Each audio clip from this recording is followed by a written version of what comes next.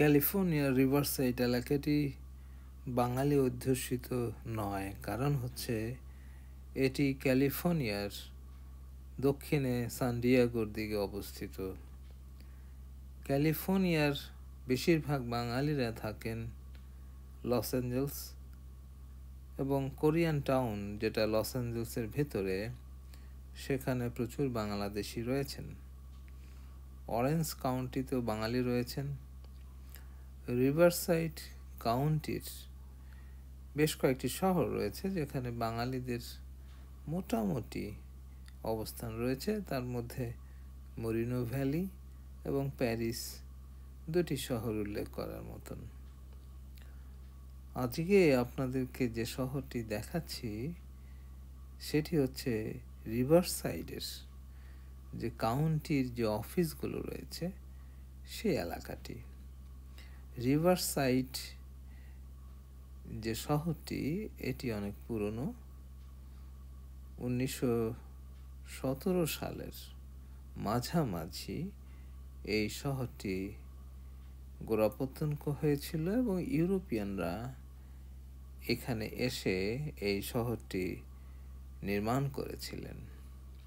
স্থাপত্যের দিক দিয়ে এটি ইউরোপিয়ান স্টাইল এবং দক্ষিণ আমেরিকান যে স্থাপত্য, দুয়ের সমন্বয়ে তৈরি হয়েছে বলা যায়। ক্যালিফোর্নিয়ার বেশিরভাগ এলাকাতেই যে জিনিসটি খুব কমন বা সাধারণত বেশি দেখা যায় সেটি হচ্ছে প্রচুর পাম ট্রি, এবং এগুলো এত উঁচু মনে হয় ঝড়ে ভেঙে পড়বে, কিন্তু না, এগুলো প্রাকৃতিকভাবে টিকে আছে বছরের পর বছর। ক্যালিফোর্নিয়ার এই অঞ্চলটি ঘুরে ঘুরে যেটি দেখা গেল সেটি হচ্ছে অত্যন্ত পরিপাটি এবং প্রতিটি দালানের সাথে পুরনো স্থাপত্যের একটা সম্পর্ক রয়েছে। এখানে প্রচুর চার্চ রয়েছে এবং জাদুঘর রয়েছে। এই রিভারসাইডের যে মূল বৈশিষ্ট্য তা হচ্ছে প্রচুর মেক্সিকান লোকজন এখানে থাকেন। কারণ একটাই, ক্যালিফোর্নিয়ার এবং মেক্সিকোর যে সীমান্ত, তার থেকে খুব একটা দূরে নয় এই রিভারসাইড কাউন্টিটি। এবং রিভারসাইড শহরে মানুষের যে অনেক ভিড়, অনেক ট্রাফিক, তা আমরা লক্ষ্য করিনি।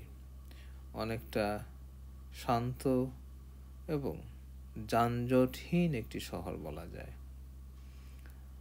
আমরা এখানকার একটা লাইব্রেরিতে গিয়েছিলাম এবং সামনে যে দালানটি দেখছেন এটি একটি জাদুঘর। আজকে যেহেতু রবিবার, সম্ভবত জাদুঘরটি বন্ধ রয়েছে। আমরা নিশ্চিত হওয়ার জন্য জাদুঘরের বারান্দায় প্রবেশ করেছিলাম। উকি ঝুঁকি দিয়ে দেখলাম না, আসলে জাদুঘরটি বন্ধ ছিল।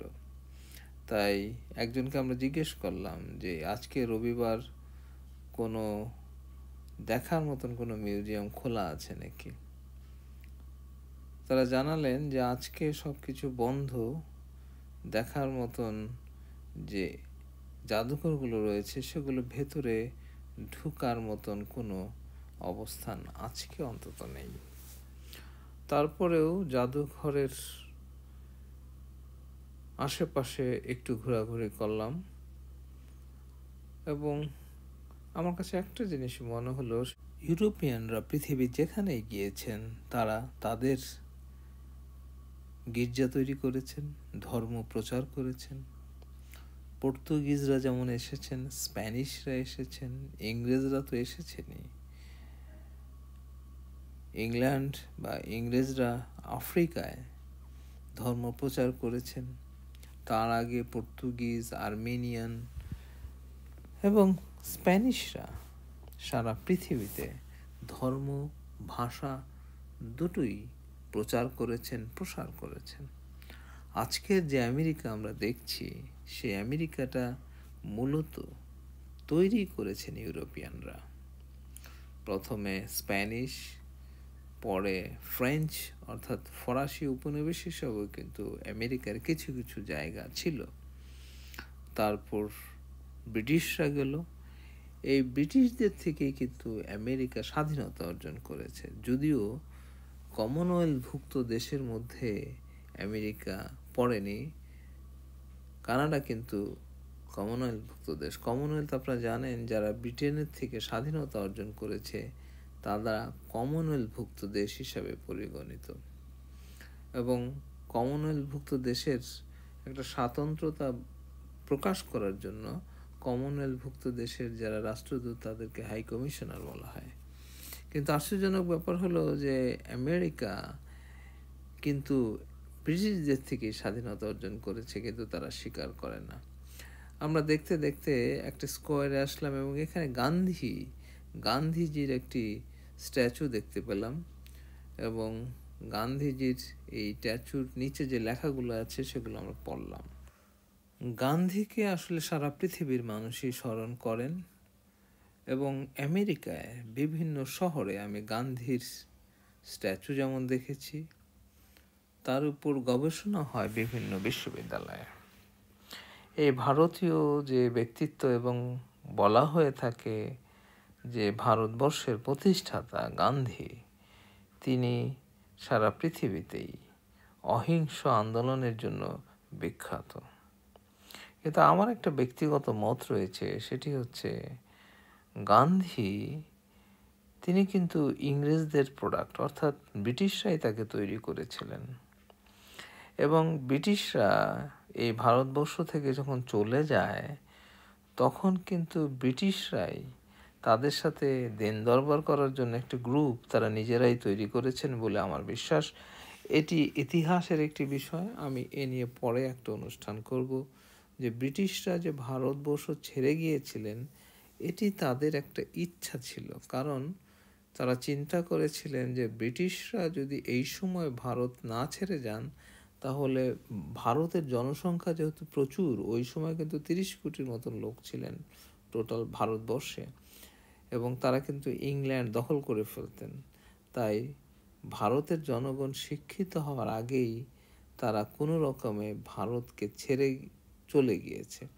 তারা অস্ট্রেলিয়া, নিউজিল্যান্ড যেভাবে রেখেছিল ভারতকেও রাখতে পারতো জোর করে, কিন্তু তারা সেটা গুরুত্ব দেয় নাই, কারণ এখানে থেকে যা নেওয়ার সেটা ইংরেজরা নিয়ে গিয়েছেন। এখান থেকে যে সমস্ত সম্পদ তাদের নেওয়া দরকার ছিল সেই কাজটি তারা করে ফেলেছিলেন। যাই হোক, অন্য প্রসঙ্গে আসি। এখানে রিভার সাইডের যে সিটি, তারা সৌন্দর্য বর্ধনের জন্য সবসময় কাজ করেন এবং কিছু মানুষকে কাজে লাগান, এবং আমেরিকাতে আমি দেখেছি 99% এই কাজগুলো করে থাকেন মেক্সিকানরা, এবং এই কাজগুলো কিন্তু টাকা কম নয়, ভালো রকমের উপার্জন করেন। কিন্তু এখানে এককভাবে, একচেটিয়াভাবে এই মেক্সিকানরা কাজ করেন, অর্থাৎ স্প্যানিশ ভাষাভাষী লোকজন কাজ করেন। আমরা এখানকার একটি সরকারি অফিসে একটা কাজে এসেছিলাম, সেই ফাঁকে আমরা কিছু আপনাদেরকে দেখানোর চেষ্টা করছি যে রিভার সাইড শহরটি কেমন, এবং কোনো বাংলাদেশি নিউ ইয়র্ক থেকে যদি ক্যালিফোর্নিয়াতে মুভ করতে চান, অর্থাৎ অন্য কোনো স্টেট থেকে যদি ক্যালিফোর্নিয়ার এই এলাকায় আসেন, তাহলে বলবো যে এলাকাটি খারাপ না এবং বসবাসের জন্য বেশ উপযোগী। আবহাওয়ার দিক দিয়ে যদি চিন্তা করা হয়, অসাধারণ আবহাওয়া, অর্থাৎ সারা বছরই প্রায় সামারের একটা ফিল পাওয়া যায়। এখানে ঠান্ডার সময় অর্থাৎ শীতকালে তেমন ঠান্ডা পড়ে না, আবার গরমের সময় যে খুব বেশি আহামরি গরম পড়ে তাও না। এটা একটা মডারেট ওয়েদার বলা যায়, এবং এখানে যারা বসবাস করেন আবহাওয়ার কারণে তারা অনেক হ্যাপি, এটি আমি অনেকের কাছেই শুনেছি। সে যাই হোক, আমরা এই শহরটি ঘুরে যেটি উপলব্ধি করলাম যে বাঙালি যেহেতু এই শহরে তেমন আসেন নাই, বাঙালি একটা কমিউনিটি তৈরি হওয়ার একটা সম্ভাবনা রয়েছে। কারণ হচ্ছে এখানে বাড়ির দাম যদিও বেশি, কিন্তু কর্মসংস্থানের সুযোগ কিন্তু রয়েছে, কাজের কিন্তু অভাব নাই। সেই অর্থে যদি বাঙালি কোনো পরিবার এই শহরে আসেন, তারা ভালো করবেন, কারণ এখানে কাজের অনেক সুযোগ রয়েছে এবং নিরাপত্তা রয়েছে। এখানে হোমলেস পিপুল খুবই কম এবং খুবই পরিপাটি এবং আইন শৃঙ্খলা পরিস্থিতি খুবই ভালো। এখানে আধুনিক দালান কোঠার পাশাপাশি যে সমস্ত পুরনো স্থাপনা আমরা দেখলাম, এই দুইয়ের যে সমন্বয়, তার কারণে এই শহরটা নতুন একটা ফ্লেভার পেয়েছে। মার্কিন যুক্তরাষ্ট্রের যে ক্যালিফোর্নিয়া স্টেট গভর্নমেন্ট, তারা কিন্তু এই যে পুরনো বিল্ডিংকে সংরক্ষণ করার জন্য খুবই গুরুত্ব দিয়ে থাকে এবং স্থাপনা বলেন বা যে কোনো মনুমেন্ট বলেন, তারা কিন্তু খুব সুন্দর করে সংরক্ষণ করেন। এটি যুক্তরাষ্ট্রের একটা বৈশিষ্ট্য, সেটি হচ্ছে যে সমস্ত ইতিহাস যুক্তরাষ্ট্রের স্বাধীনতাকে কেন্দ্র করে তৈরি হয়েছে, সেগুলো কিন্তু খুব সুন্দর করে তারা সংরক্ষণ করেছেন।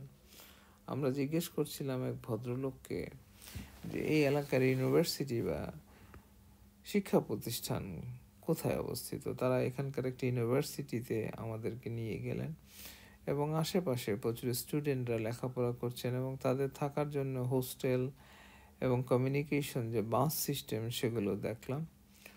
আমরা যেটা দেখতে পেলাম সেটা হচ্ছে প্রচুর ভারতীয় এবং চাইনিজ স্টুডেন্ট এখানে রয়েছে। আসলে সারা আমেরিকাতেই ভারতীয় এবং চীনাদের একটা প্রাধান্য রয়েছে ইউনিভার্সিটিগুলোতে, এবং প্রচুর মানুষ আমেরিকাতে লেখাপড়া করতে যান এবং লেখাপড়া শেষ করে অনেকেই আমেরিকাতে স্থায়ী হওয়ার চেষ্টা করেন। এটি একটি প্রবণতা যে যারা আমেরিকাতে স্টুডেন্ট হিসেবে যান, তারা কোনো না কোনোভাবে আমেরিকার স্থায়ী নাগরিক হওয়ার একটা প্রচেষ্টা গ্রহণ করেন এবং অনেকেই সফল হন, কারণ অনেকেই চাকরি নেন। আমরা স্টুডেন্টদের যে এলাকা, অর্থাৎ তারা যেখানে বসে সময় কাটান, সেরকম একটা জায়গায় গেলাম এবং আমরা দেখলাম ছাত্রছাত্রীদের সাথে কথা বলে যেখানে খরচ একটু বেশি, কারণ ইউনিভার্সিটির সাথে যে সমস্ত আবাসিক এলাকা রয়েছে তার ভাড়া রেন্ট একটু বেশি, কারণ প্রচুর স্টুডেন্ট। এবং এখানকার যে কফি শপগুলো, তা 8-10টা যুক্তরাষ্ট্রের কফি শপের মতনই স্টারবাকস রয়েছে, প্রচুর মেক্সিকান খাবারের দোকান রয়েছে। আমরা মেক্সিকান একটি খাবারের দোকানে বসলাম। মেক্সিকানদের খাবার যদিও খুব কমন, তারা প্রচুর মাংস খায়, কিন্তু মাংসের মধ্যে যেহেতু হালাল এবং যেগুলো ইসলামিক ওয়েতে জবাই করা হয়নি, সেগুলোকে আমরা হালাল হিসেবে ধরি না। এই কারণে এগুলো আমরা খাইনি। আমরা সাধারণত যে সমস্ত জিনিসের মধ্যে মাংস থাকে না, সেগুলোই আমরা রেস্টুরেন্টে বেশি খাই, এবং ফিশ যদি থাকে তাহলে আমরা খাই। যেটি বলছিলাম যে আমেরিকার এই যে মেক্সিকানদের এত প্রভাব কেন, খুব সোজা কথা হচ্ছে যে দক্ষিণ আমেরিকা থেকে এই সীমান্ত দিয়ে যে প্রচুর মানুষ প্রতিদিন আসছে, তার কারণেই এই মেক্সিকানদের প্রভাব বেড়েছে। আজ থেকে 50 বছর আগে কিন্তু এই মেক্সিকানদের এত প্রভাব ছিল না, তাদের এত রেস্টুরেন্ট ছিল না, তাদের এত ব্যাপক জনসংখ্যা আমেরিকাতে ছিল না। ডোনাল্ড ট্রাম্প যে আমেরিকাকে এই যে বিদেশিদের আমন্ত্রণ জানান না, ডোনাল্ড ট্রাম্প তিনি বিদেশিদের সবসময় অ্যাভয়েড করেন এবং তাদের বিরোধী। এর পেছনে অন্যতম কারণ হচ্ছে যে যুক্তরাষ্ট্রের ইংরেজি ভাষার প্রায় বিলুপ্তি হয়ে যাবে যদি নাকি এইভাবে মেক্সিকান এবং অন্যান্য দেশের লোকজন আমেরিকাতে আসা শুরু করেন। এবং অনেকটা এই ক্যালিফোর্নিয়াতে মেক্সিকানদের প্রভাব এতটাই বেশি যে ইংরেজি ভাষা কথা না বলে বেশিরভাগ অফিস আদালতে কিন্তু মেক্সিকান ভাষায় কথা বলে লোকজন। এতেই বোঝা যায় যে মেক্সিকানদের প্রভাব কি পরিমাণ। যে এই রেস্টুরেন্টের যে কর্মচারীরা কথা বলছে, তারা বেশিরভাগই মেক্সিকান ভাষায় কথা বলছে। আমাদের সাথে যে ইংরেজিতে কথা বলছে সেটি ভাঙা ভাঙা ইংরেজি, তারা ইংরেজি অনেকটা কম জানে। এদের সাথে কথা বললে বোঝা যায় যে এরা কতটা মেক্সিকান ভাষায় কথা বলতে স্বাচ্ছন্দ্য বোধ করেন। আমাদের সাথে শুরু করেন মেক্সিকান ভাষায়, যখন দেখেন যে আমরা মেক্সিকান ভাষা জানি না তখন তারা অনেক কষ্ট করে ইংরেজি বলেন। মেক্সিকান খাবারের আরেকটা বৈশিষ্ট্য হচ্ছে যে তারা খাবারের মধ্যে স্পাইসি দেন, অর্থাৎ ঝাল দেন প্রচুর, এবং মিষ্টিও কিন্তু তারা প্রচুর খান। আমাদের এশিয়ার অর্থাৎ দক্ষিণ এশিয়ার মানুষের সাথে তাদের যথেষ্ট মিল রয়েছে, এবং মেক্সিকানরা কিন্তু আমাদের মতন অনেকটা ফ্যামিলি বেইজ অর্থাৎ পরিবার কেন্দ্রিক, এবং তারা ইমোশনালও আমাদের মতন, অর্থাৎ তারা অনেকটা আবেগ থাকে তাদের পরিবারের মধ্যে, এবং তাদের সাথে আমাদের বাঙালিদের একটা মিল রয়েছে। অমিল রয়েছে যেখানে সেটি হচ্ছে মেক্সিকানরা প্রচুর পোর্ক খান, অর্থাৎ শুয়োরের মাংস খান, এবং তারা আসলে খাওয়া দাওয়ার ক্ষেত্রে একটু বেহিসেবি।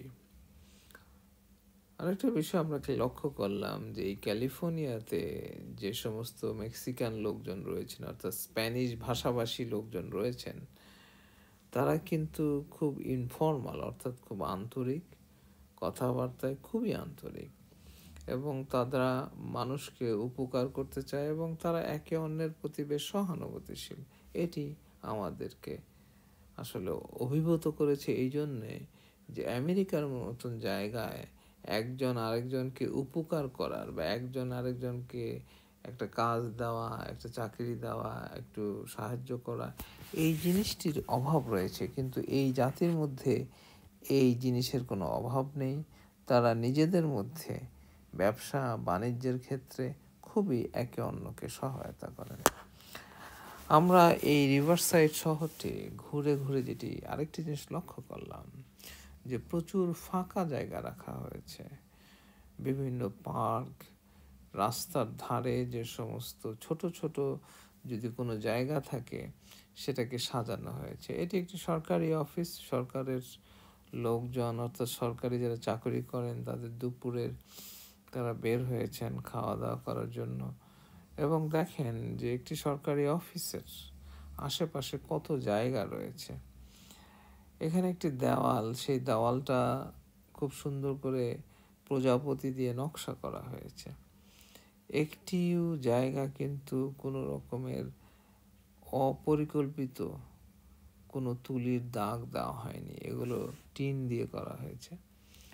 এবং আমি লক্ষ্য করলাম, আমি যেহেতু চারুকলা ছাত্র, ঢাকা বিশ্ববিদ্যালয় চারুকলার অনুষদ থেকে যেহেতু আমি লেখাপড়া করেছি, এই যে আমেরিকানদের মধ্যে একটা সচেতনতা রয়েছে, সেটি হচ্ছে যে তারা যদি একটা গ্রাফিতি করে তার মধ্যে একটা ছন্দ থাকবে এবং সেই দেওয়ালটা শুধুমাত্র সেই কাজেই ব্যবহার হবে। অর্থাৎ একটা দেওয়ালে একটা পোস্টার লাগানো বা অন্য কিছু করে সেই সৌন্দর্যকে নষ্ট করবে না। অর্থাৎ এখানে দেখেন যে প্রজাপতি যে লাগানো হয়েছে এটা 2019 সালে করা হয়েছে। দেখেন যে একই ফর্ম, আশেপাশে অন্য কোনো কিছু লাগানো হয়নি, শুধু প্রজাপতি লাগিয়ে এই দেওয়ালটা সৌন্দর্য বর্ধন করা হয়েছে।